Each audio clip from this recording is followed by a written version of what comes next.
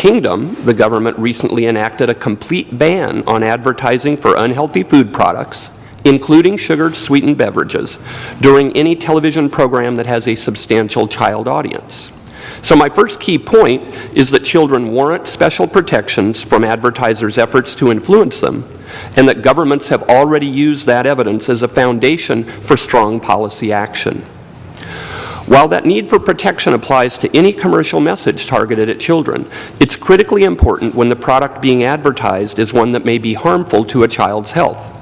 A recent Federal Trade Commission report found that over $1.6 billion is spent annually to promote foods and beverages to children and teens. That number would pose no concern if it was money spent to promote products that are healthy for people to consume on a regular basis. But a recent study I conducted to evaluate foods and beverages marketed to youth found that 84% of all child-targeted commercials were for products classified in the lowest possible category of nutritional quality. I use a categorical scheme that's offered by the Department of Health and Human Services. It's a consumer-friendly effort that's trying to help parents, average American parents, understand what are the appropriate foods to serve in their homes. And the food rating scheme uses the three categories go, slow, and whoa to distinguish products that should be eaten anytime for go, sometimes for slow, or only on rare occasions for whoa products. My research shows that the vast majority of foods and drinks that are advertised to children are for so-called whoa products.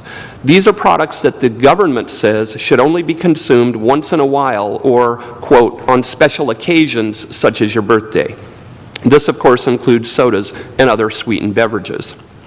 A new study I'm going to release next month finds that children see 55 ads for nutritionally poor whoa products for every one commercial they see for a truly healthy food or drink. That 55-to-1 ratio underscores why the effects of food and beverage marketing on youth are so profound. The vast majority of foods and beverages featured in child-targeted advertising are unhealthy when consumed in abundance. In 2006, the Institute of Medicine convened a committee to review all existing evidence on the impact of food marketing to children. We concluded that food and beverage ads have a strong influence on young people's attitudes towards advertised products, on their product requests and purchases, and on their diet. Now, that's hardly big news. It essentially confirms that advertising works as intended and that the large corporations that provide heavily sugared products aren't wasting their money. But it's important to establish credible scientific evidence in order for policymakers to take steps, such as you're considering, and perhaps to limit the advertising of unhealthy food products or to tax those products that pose health risks.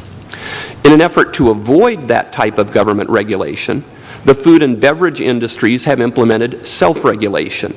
Self-regulation claims to limit child-targeted advertising to only healthy products, or in some cases, to not allow any advertising to children at all. I'm currently conducting research to evaluate these self-regulatory efforts and to examine them for loopholes. Here's one you should know about.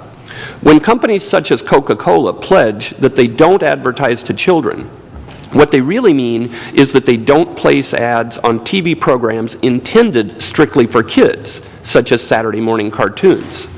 But in today's media environment, there are far more children and teen viewers, indeed millions more, watching primetime programs such as The Simpsons and American Idol than the numbers that watch the most popular Saturday morning cartoons.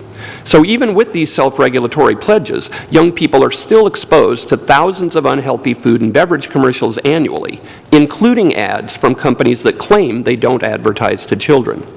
Indeed, a recent FTC study estimated that the average child sees roughly 5,500 food and beverage commercials on TV every year.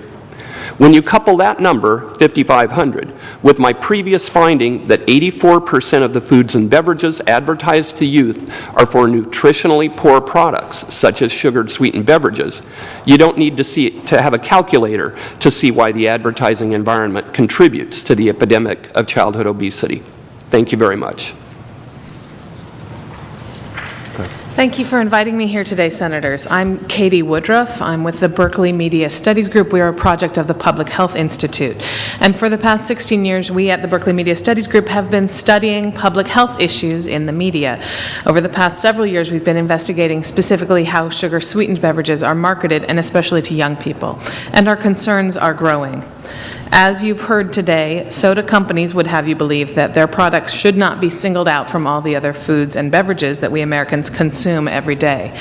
But in fact, in addition to the research you heard earlier on soda's unique contributions to a variety of health problems, I'm here to testify to the sweetened beverage companies' extensive marketing expenditures and practices, which put them far beyond any other food or beverage category in terms of aggressive, incessant promotion of their products to young people. And much of this marketing is happening outside of parental control or even awareness.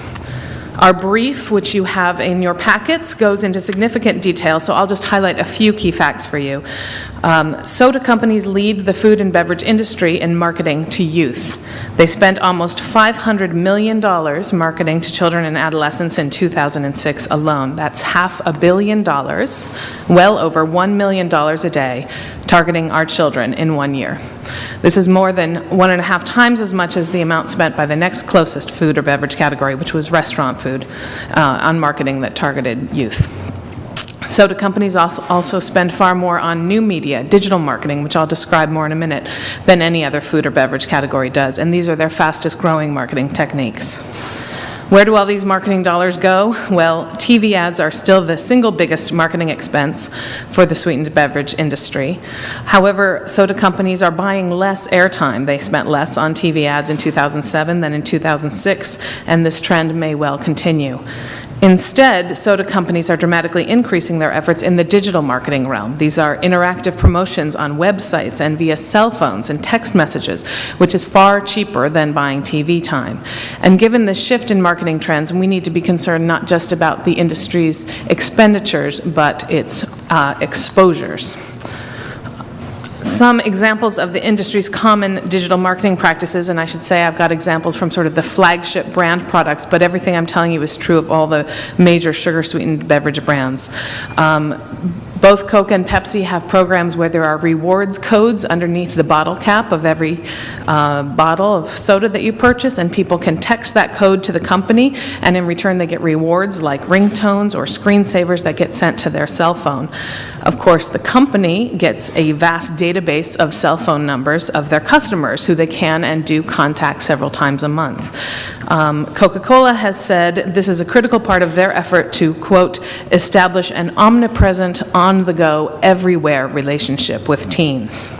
And to Senator Flores' earlier question about target marketing to the Latino community, these campaigns are really effective because Latino youth and African American youth use text messaging and mobile phones at a much higher rate than the overall youth population. Pepsi has a new Refresh Everything campaign that encourages youth to submit videos and photos and music that they've created to the website, and it's going to be mixed up. Will.i.am from the Black Eyed Peas is going to be creating a music remix from all the content that's submitted. It's tapping into the millennial generation's excitement about digital content creation and sharing, and it also serves as a source of free creative content for Pepsi. At mycoke.com, users can create an avatar of themselves and hang out in CC Metro, which is a virtual 3D world where they meet and chat with other avatars, play games, and download music. The site customizes the experience based on 400 pieces of information that the company captures on each user. With digital marketing, unlike traditional TV ads, kids are actively engaged for many minutes, potentially even hours at a time with the brand. These experiences are intensive, interactive, and socially stimulating for youth. Research is only just beginning to understand the impact of this kind of immersive marketing, but the implications are troubling. And of course, every click of the mouse and every text message